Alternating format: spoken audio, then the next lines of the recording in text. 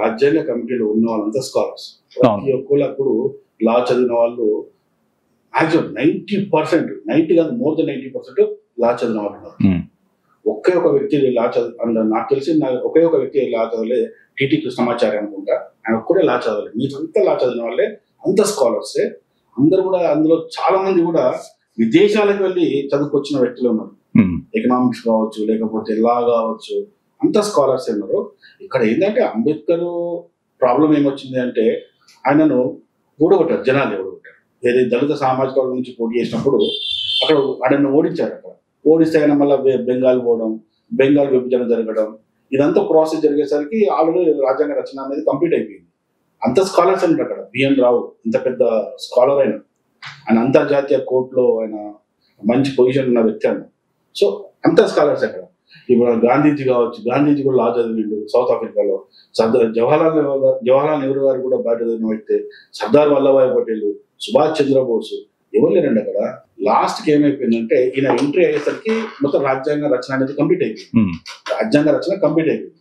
అయిపోయిన తర్వాత దీని అంతా ఒక డ్రాఫ్ట్ ని ఒక స్క్రూటినైజ్ చేయడానికి ఒక కమిటీ కావాలి. కాబట్టి అప్పుడు ఏంటంటే అంబేద్కర్ గారిని కమిటీ చైర్మన్ గా చేసి, అప్పుడు ఇది చేసి మళ్ళీ ఆయనకు 6 మంది సభ్యులను ఇచ్చి ఈ స్క్రూటినైజ్ చేయమని జరిగింది తప్పించి, ఆ స్క్రూటినైజ్ చేసిన దాంట్లో కూడా అందరు స్కాలర్స్ ఒక టీటీ కృష్ణమాచారి తప్ప మిగతా స్కాలర్స్. కానీ ఇప్పుడు ప్రతి గ్రామంలో విగ్రహం పెట్టడానికి ప్రధాన కారణం ఏమంటారు? ఓట్లు, ఆయన విగ్రహాలు పెట్టినంత మాత్రం ఓట్లు కుదరండి. అలా ఓట్లు కూర్చోదైతే రాజశేఖర్, జగన్మోహన్ రెడ్డి అక్కడ అంత పెద్ద విగ్రహం పెట్టినా ఓడిపోయాడు. కేసీఆర్ గారు అంత పెద్ద విగ్రహం తెలంగాణ కట్టినా ఓడిపోయాడు. విగ్రహం అనేది ఏంటంటే ఒక రాజకీయం అంతే. అది అంటే దళిత సామాజిక వర్గంలో ఉన్న దళిత సామాజిక వర్గాన్ని దగ్గర చేసుకోవడానికి రాజకీయ నాయకులు పెడుతున్న విగ్రహాలు తప్పించి దానివల్ల ప్రయోజనం కూడా ఏం లేదండి. ఎందుకంటే మనము అంబేద్కర్ విగ్రహాన్ని మనం చూసినప్పుడు మనకు జనరల్ గా నాకు కొన్ని ప్రశ్నలు ఎదుగుతుంటాయి. నాకు అంబేద్కర్ విగ్రహం చూడగానే నాకు ఏమనిపిస్తుంది అంటే, ఈ దేశానికి స్వాతంత్రం అద్దన్న వ్యక్తి అంబేద్కర్, ఈ దేశానికి రాజ్యాంగం అద్దన్న అంబేద్కర్, ఆ వ్యక్తి చేతిలో రాజ్యాంగం పుస్తకం, ఈ దేశానికి రాజ్యాంగ కమిటీ వద్దన్న అంబేద్కర్. ఏంటి అసలు రాజ్యాంగం చరిత్ర? ఈ దేశానికి రాజ్యాంగం వద్దన్నాడు ఎప్పుడన్నా? ఏ విషయంలో?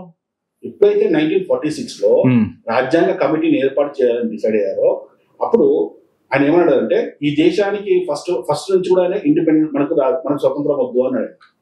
అలాగే పెద్దలందరూ ఒక నిర్ణయానికి వచ్చింది అంటే 1946 లో ఒక రాజ్యాంగ కమిటీని వేసుకుందాం, కాన్స్టిట్యూషన్ అసెంబ్లీని తయారు చేసుకొని అందులో మెంబర్లుగా పెట్టుకొని రాజ్యాంగం రాసుకుందాము అంటే ఆ కాన్స్టిట్యూషన్ అసెంబ్లీని కూడా అడ్డుకున్నాడు ఆయన. మనకు వద్దు అన్నాడు. రాజ్యాంగ రచనను కూడా అడ్డుకున్నాడు ఆయన. అలాగే లేదు ఖచ్చితంగా కాన్స్టిట్యూషన్ అసెంబ్లీ పెట్టాల్సిందే అని చెప్పి పెద్దలందరూ నిర్ణయించుకున్నప్పుడు ఈయన ఒక ప్రపోజ్ చేశాడు. ఏముంది ఆ ప్రపోజ్ అంటే, ఈ కాన్స్టిట్యూషన్ అసెంబ్లీకి చైర్మన్ ఎవరినైతే పెడతామో అది లండన్ నుంచి ఎవరినన్నా స్కాలర్ని పెట్టాలి, లేదా అమెరికా నుంచి ఎవరినన్నా ఒక లాలో స్కాలర్ని పెట్టాలి అని చెప్పి ఈయన డిమాండ్ చేస్తే అప్పుడు మన వాళ్ళు అన్నారు, మన దగ్గర స్కాలర్స్ తక్కువైనరా, మన దగ్గర స్కాలర్స్ లేరా, మన దగ్గర మన రాజ్యాంగం మన రాసుకోవడానికి మళ్ళీ విదేశీయులు ఎందుకు మనకు, నువ్వు ఎంతసేపు బ్రిటిష్ వాళ్ళతోనే ఉంటావు, నువ్వు మాకు బ్రిటిష్ అవసరం లేదు, మన ఇండియన్సే ఉంటారు మన దాంట్లో, ఆ రాజ్యాంగ సభలో కూడా ఇండియన్సే ఉంటారు అని చెప్పి అందరూ ఇండియన్సే ఉండి రాసుకున్నాం. బాబు రాజేంద్ర ప్రసాద్ గారిని చైర్మన్ చేసుకొని, బాబు రాజేంద్ర ప్రసాద్ కూడా మంచి స్కాలర్, ఆయన పెట్టుకొని ఆయన అధ్యక్షతన బిఎన్ రావు గారిని పెట్టుకొని రాజ్యాంగాన్ని కమిటీలు వేసుకొని రాజ్యాంగం రాసుకున్నాం మనం. ఇన్ని కమిటీలు ఇంత పెద్దవాళ్ళు రాసిన స్కాలర్స్ రాసిన తర్వాత రాజ్యాంగం వద్దు అని చెప్పేసి ప్రపోజల్ ఈయన ఎవరికి పార్లమెంట్ లో పెట్టడం జరిగిందా? ఎంత కూడా జరిగిన విషయాలు. 1946 లో ఈ ప్రాసెస్ జరగక ముందు ఈయన పెట్టిన డిమాండ్స్ అన్నమాట. మనకు అంటే స్వతంత్రం అయితే వద్దని మొదటి నుంచి చెప్తున్నాడు. ఎప్పుడు సైమన్ కమిషన్ 1928 లో భారతదేశానికి వచ్చినప్పుడు దేశంలో ఉన్న అందరు గో బ్యాక్ సైమన్ అని చెప్పేసి సైమన్ కమిషన్ వ్యతిరేకించారు. ఈయన కింద ఉన్న పెరియార్ వెల్కమ్ సైమన్ అని చెప్పేసి అన్నారు. ఎందుకంటే వీళ్ళ డిమాండ్ ఏంటి అంటే, ఈయనకు సపరేట్ ఓటు కావాలని చెప్పేసి, డ్యూయల్ ఓటు కావాలని చెప్పేసి ఈయనది. కింద పెరియార్ ఆలోచన ఏంటంటే, దక్షిణ భారతదేశం అనేది ద్రవిడస్థాన్, ఇది మాకు సపరేట్ దేశం కావాలని ఆయనది. జిన్నా ఏమో మేము ముస్లిమ్స్, మాకు పాకిస్తాన్ కావాలని ఆయన డిమాండ్. అంబేద్కర్ ఏంటంటే, దళిత సామాజిక వర్గానికి నాయకుడు నేను మా దళితులకు సపరేట్ గా మాకు దేశం కావాలా, దానికి దళితస్థాన్ లేదా హరిజస్థాన్ అనే పేరు పెట్టుకుంటామని చెప్పి ఆయన డిమాండ్. అలా నిజంగా చెప్పాలంటే గాంధీ గారిని వీళ్ళందరూ ఆయన స్వతంత్రం కోసం పోరాడాలా, బ్రిటిష్ వాడి మీద పోరాడాలా, వీళ్ళు చేస్తున్న కుట్రలను తట్టుకొని దేశాన్ని కాపాడాలా అర్థం కాలేదు. ఫస్ట్ ఆఫ్ ఆల్ ఇంకోటి ఏంటంటే పాకిస్తాన్ డివైడ్ జరిగినప్పుడు ఇంతకుముందు మాటల్లో ఏంటంటే గాంధీ సపోర్ట్ చేశాడు. గాంధీ అస్సలు సపోర్ట్ చేయలేదు, పాకిస్తాన్ ని సపోర్ట్ చేయలేదు. 1947 లో అప్పుడు స్వతంత్రం వచ్చినప్పుడు 15th ఆగస్ట్ రోజు ఈయన నిరసన తెలియజేస్తూ ఇంట్లోనే కూర్చుంటున్నాడు, బయట కూడా వెళ్ళలేదు. ఆ రోజు విభజన జరిగినప్పుడు గాంధీ బయట కూడా లేదు అన్న. మరి ఇప్పుడు మీరు చెప్పినట్టు గాంధీ గారు విభజన జరిగేటప్పుడు బయటకు కూడా రాలేదు, ఇంట్లో కూర్చొని చెప్తున్నారు. కానీ ఈయన మరి అంబేద్కర్ గారు అప్పుడు రాజ్యాంగం విభజన వద్దని చెప్పేసి అంబేద్కర్ పాకిస్తాన్ విభజన వద్దని అంబేద్కర్ చెప్పలేదు. మరి వాళ్ళు మాట్లాడుతున్నారు సపోర్ట్ చేసి పాకిస్తాన్ సపోర్ట్ చేశారు. పాకిస్తాన్ విభజనకు అంబేద్కర్ క్లియర్ సపోర్ట్ చేశారు. పాకిస్తాన్ విభజన జరగాల్సిందే. ముస్లింస్ కాకపోతే ఒక డిమాండ్ మాత్రం పర్ఫెక్ట్ చేసింది ఏంటంటే పాకిస్తాన్ విభజన చేసిన తర్వాత ముస్లింస్ అందరూ పాకిస్తాన్ వెళ్ళిపోవాలని చెప్పి. గాంధీ మాత్రం ఏమన్నాయంటే ఉన్న వాళ్ళు గాంధీ చేసిన పొరపాటు ఒకటే, ఇక్కడ ఉండాలనుకునే వాళ్ళు ఉండొచ్చు అని చెప్పేసి పొరపాటు చేసేది. కానీ ఇప్పుడు మీ ఉద్దేశంలో ఇటు గాంధీ గారు కరెక్టా లేకుంటే అటు అంబేద్కర్ గారు కరెక్టా ఇటు పటేల్ గారు కరెక్టా? ఇప్పుడు నేనేమంటా అంటే దేశాన్ని విడగొట్టి మన దేశంలో ఒక ప్రాంతాన్ని విడగొట్టుకొని ఇంకో దేశాన్ని ఏర్పాటు చేసుకున్నప్పుడు ఈ స్వతంత్ర పోరాటం ఏం చేసుకున్నాం మనం? చేసుకోవాల్సిన అవసరం ఉంది. రేపు ఇది ఇప్పుడున్న భారతదేశంలో రేపు నార్త్ ఈస్ట్ ఒకటి పోతుంది, నార్త్ ఈస్ట్ లో 7 సిస్టర్స్ ఉంది, అది కూడా పోతుంది. రేపు వెస్ట్ బెంగాల్ కూడా ఇంకో వెస్ట్ బెంగాల్ కూడా మేము బంగ్లాదేశ్ కలుస్తా ఉంటాడు, రేపు కేరళ వాడి ఇంకెక్కడ కలుస్తా అంటాడు. ఆల్రెడీ దక్షిణ ద్రవిడ ఉద్యమం ఆల్రెడీ నడుస్తున్నది. ఆల్రెడీ గుంటూరు విజయవాడలో క్రైస్తవులు ఆల్రెడీ ధర్నాలు చేస్తున్నారు. మాకు సపరేట్ దేశం, మా క్రైస్తవులందరి కోసం సపరేట్ దేశం అని. ఇలా ఎవరికి పడితే వాడికి దేశాలు ఇచ్చుకుంటూ పోతే రేపు మన పరిస్థితి ఏంది? నేపాల్ వాయే, భూటాన్ వాయే, ఇవన్నీ మనయే కదా, ఇవన్నీ మనయే కదా, ఆఫ్ఘనిస్తాన్ వాయే, అన్ని మనయే కదా. రేపు ఈ దేశంలో ఉన్న ప్లేస్ కూడా డివైడ్ అయిపోతే అంతేందుకు పక్క రాష్ట్రాల్లో ఏమైంది? ఇప్పుడు ఆంధ్రప్రదేశ్లో ఏమైంది? క్రిస్టియానిటీ బాగా హెవీగా అయిపోయింది. క్రిస్టియానిటీ ఇప్పుడు అక్కడ ఏమంటున్నారు వాళ్ళు? హిందువులు గుళ్ళ మీద దాడులు జరుగుతున్నాయి అక్కడ. వాళ్ళు కూడా రేపు ఇంకో డిమాండ్ చేస్తారు.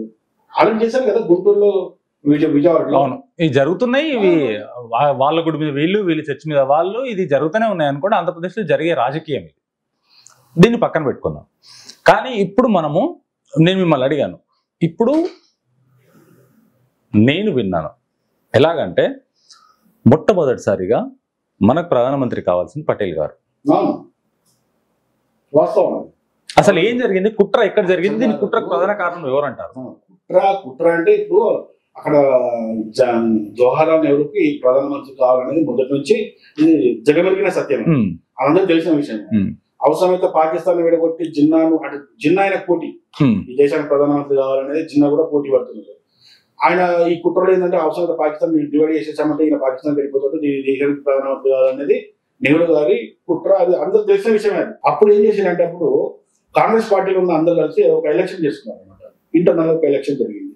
నెక్స్ట్ ప్రధానమంత్రి ఎవరు కావాలి అంటే అందులో అభ్యర్థులు ఎవరు ఉన్నాయంటే ఒక 4-5 అభ్యర్థులు నిలబడతారు. అందులో లేడీస్ ఉంటారు, సరోజినీ నాయుడు అనుకుంటే ఆమె ఎవరో పేరు కట్టి గుర్తులేదు నాకు, ఎవరో ఒక లేడీ కూడా నిలబడుతుంది ఏది ప్రధాన అభ్యర్థి కోసం. ఆ జరిగిన ఓటు పోలైనప్పుడు నెహ్రూకు 0 ఓట్లు వస్తుంది.